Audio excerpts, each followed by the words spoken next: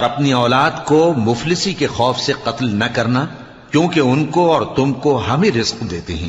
کچھ شک نہیں کہ ان کا مار ڈالنا بڑا سخت گناہ ہے، اور زنا کے پاس بھی نہ جانا کہ وہ بے حیائی ہے اور بری راہ ہے۔ اور جس جاندار کا مارنا اللہ نے حرام کیا ہے اسے قتل نہ کرنا مگر جائز طور پر، یعنی بفتوائے شریعت۔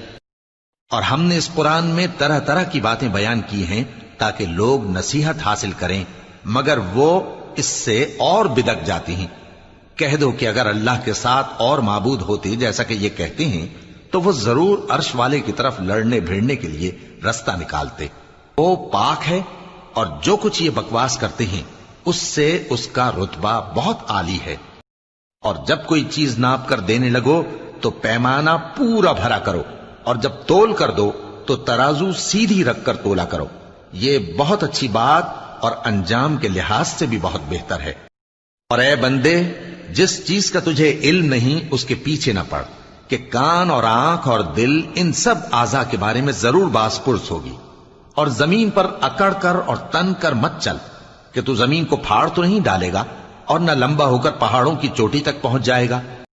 مومنو، شیطان کے قدموں پر نہ چلنا، اور جو شخص شیطان کے قدموں پر چلے گا تو شیطان تو بے حیائی کی باتیں اور برے کام ہی بتائے گا۔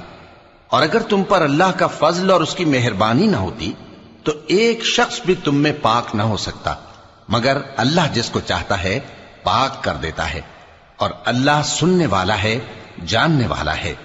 چنانچہ بہت سی بستیاں ہیں کہ ہم نے ان کو تباہ کر ڈالا کہ وہ نافرمان تھیں، سو وہ اپنی چھتوں کے بل گری پڑی ہیں، اور بہت سے کنویں بیکار اور بہت سے مضبوط محل ویران پڑے ہیں۔ سو کیا ان لوگوں نے ملک میں سیر نہیں کی تاکہ ان کے دل ایسے ہوتے کہ ان سے سمجھ سکتے اور کان ایسے ہوتے کہ ان سے سن سکتے؟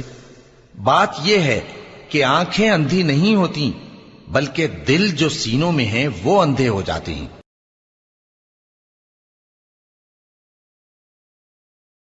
منافقوں کی مثال شیطان کی سی ہے کہ انسان سے کہتا رہا کہ کافر ہو جا، پھر جب وہ کافر ہو گیا تو کہنے لگا کہ مجھے تجھ سے کچھ سروکار نہیں، مجھ کو تو اللہ رب العالمین سے ڈر لگتا ہے۔ تو دونوں کا انجام یہ ہوا کہ دونوں دوزخ میں جائیں گے، ہمیشہ اس میں رہیں گے، اور بے انصافوں کی یہی سزا ہے۔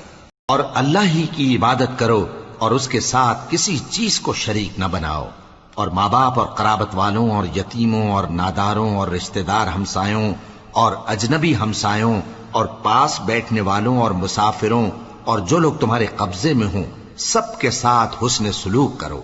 بے شک اللہ تکبر کرنے والے، بڑائی مارنے والے کو دوست نہیں رکھتا۔ اور مچھلی والے پیغمبر یعنی یونس کو یاد کرو جب وہ اپنی قوم سے ناراض ہو کر غصے کی حالت میں چل دیے اور خیال کیا کہ ہم ان پر گرفت نہیں کریں گے، مگر پھر اندھیروں میں اللہ کو پکارنے لگے کہ تیرے سوا کوئی معبود نہیں، تو پاک ہے اور بے شک میں قصوروار ہوں۔ تو ہم نے ان کی دعا قبول کر لی اور ان کو غم سے نجات بخشی، اور ایمان والوں کو ہم اسی طرح نجات دیا کرتے ہیں۔